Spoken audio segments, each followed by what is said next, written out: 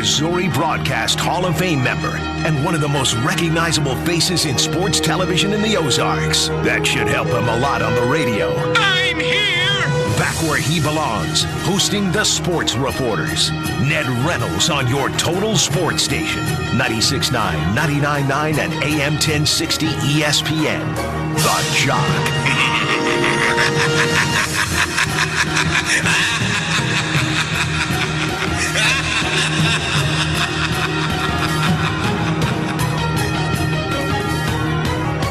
And with that, a very damp good morning to you all, and welcome to the Sports Reporters. We are delighted to have you with us. Ned Reynolds joined today by Kirk Elmquist, Branson Chamber of Commerce and CVB. And for the next 2 hours, we're right here talking sports and whatever.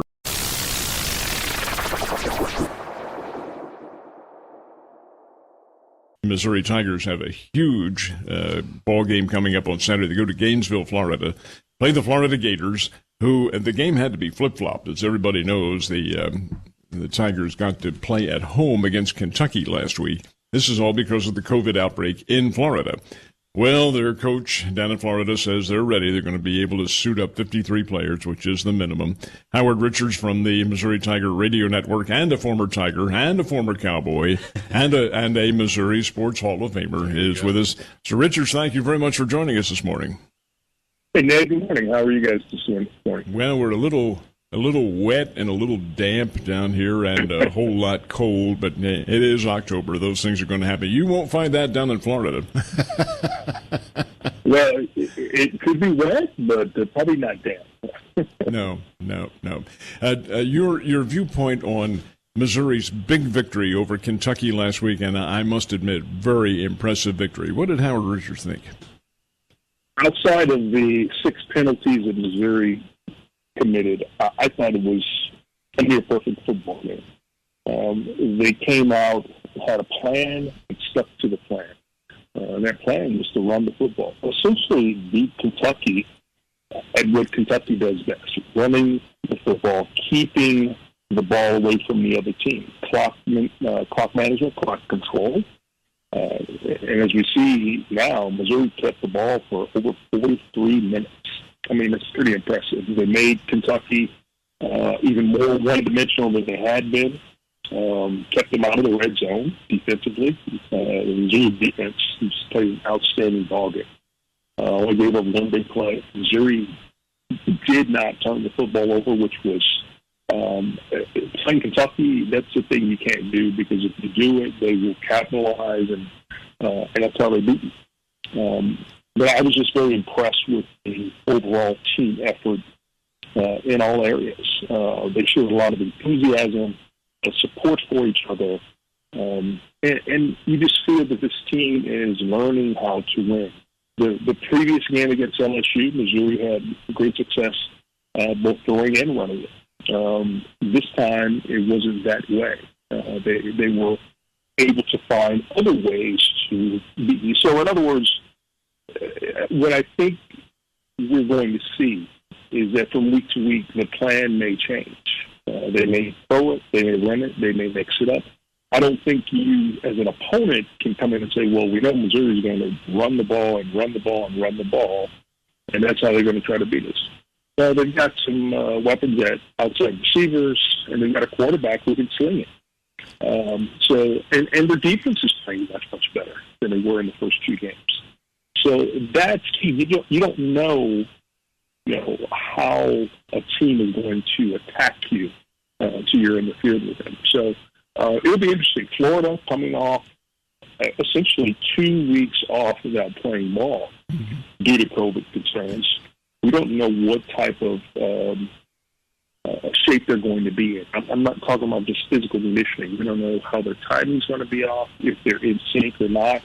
You have to wait till 6:30 p.m. on Saturday. In your opinion, having observed the team and observed the practice sessions and so forth, what kind of a difference is Coach Drinkwitz making in the team as opposed to, and I'm not making you to say anything about the past regimes, but what level of difference is there in the team?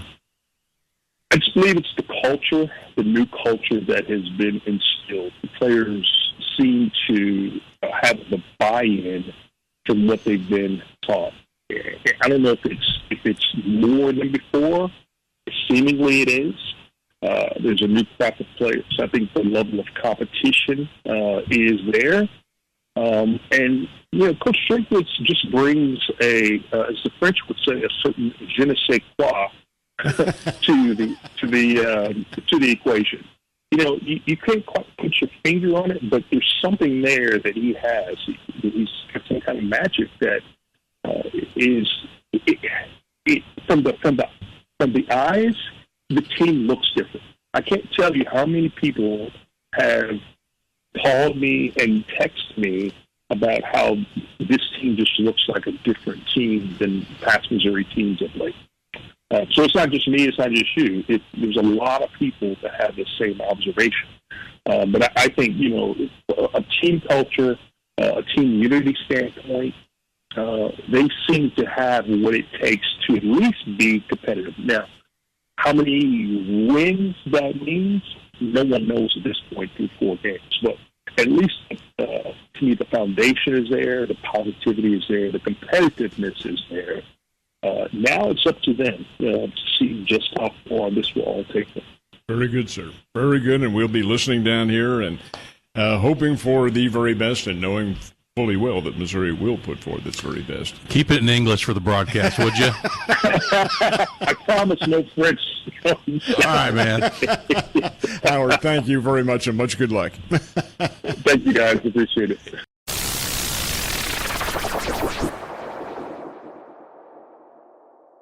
Let's go to Ed real quick. Ed, what's happening, man? Gentlemen, if I could just live long enough or we could turn the clock back, I wish that 2 things should have happened. One, that Cash would have walked out on the mound and tried to take the ball away from Bob Gibson with his little meth sheet in his back pocket. Yeah. And baseball has always led, it's been a precursor for society, and we have got people running in the country, like, for example, healthcare, that have never been licensed to provide healthcare, but they have a degree in something and they have numbers, and they're telling people that have been trained to do these things how to basically practice what they're doing. And we're all just on the same plane, going to the same place. And I think that the other night was the best example. One guy said baseball has become adult entertainment. And I said, people pay to see home runs. And I'm like, yeah, but you don't win every once in a while. You're going to have to start wearing a Cubs jersey, So I'm just saying, if you want to go with numbers, you can say whatever you want to, but when you measure it in reality, it's only so long, and you can't make that up. So, that's very good. Gibson would have been on the news, Cash would have been in the hospital, and baseball, that's all. Thank you, guys. Thanks, Ed. Thanks, man. That's some cerebral language right there. That's very wise, what he had to say. Exactly. Right. We are listening to their. It's the old expression, there are too many Chiefs and not enough Indians.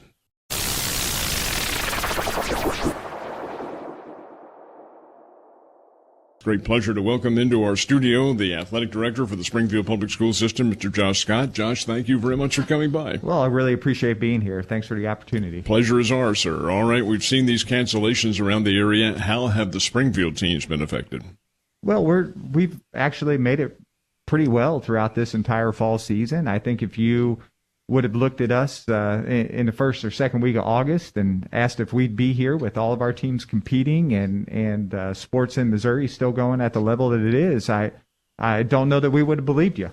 Probably would have had a lot of people bet heavily against this, but the resilience of coaches and administrators across state and our kids and our families has just been outstanding. There's a reason why, Josh, for this question. It's going to be a little convoluted and a little roundabout.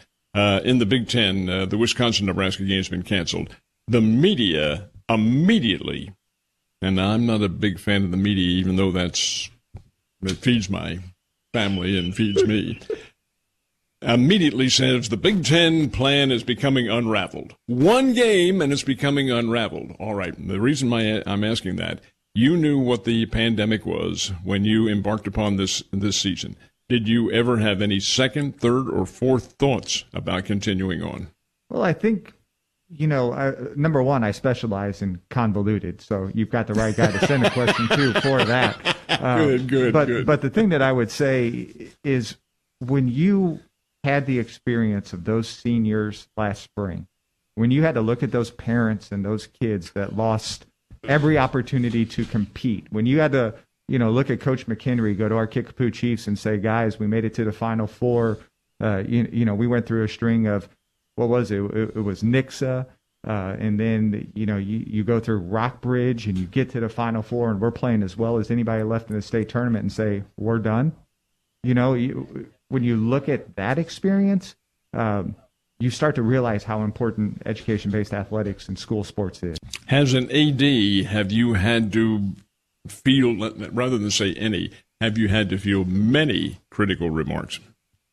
I think our Springfield community has been fantastic. The reaction, the outpouring, parents want their kids to have that opportunity too. So, overwhelmingly, we have felt support. You've got the toughest job in the state of Missouri because you have the biggest school district. Most people don't know that. You got 25,000 plus kids, and then you got, in some cases, 50,000 parents telling you what to do, and then you've got about, 10% or less than that in the athletic side of things. I mean, you're under a microscope all the time, and those kind of things you handle it. And I've known you since you've gotten here and working with you at the Tournament of Champions. And I think your demeanor and your charisma and your professionalism get you through those tough times. Were you raised that way? Who impacted you? Was your dad? I mean, how did you get to these stations? Well, I had an older brother, 3 years older than me. So, I'm a freshman on the soccer team while he's a senior on the soccer team. So I did learn my place really, really quickly. I will tell you, Kirk, and I tell everybody around, I have the best job in the state of Missouri for an athletic director. And it's because I've got, a Marty Marsh, and I have 5 athletic directors, and we have our principals and our coordinators at the middle school. But I think the thing about me is that I don't ever like to make a rush decision. I want to make sure that I have time to think about it, try to hear all sides of the stories. And I think probably the best thing that I have for this job is that I can talk to a parent after a game and a controversial call, and I can make them feel like they were heard, and I can walk away. And I can talk to the coaches and the players the next day and be fine. Hey, Josh, thank you very, very much for coming by. And please do keep us posted on what's going to happen, okay? Absolutely. Appreciate your coverage of our kids, and thanks so much.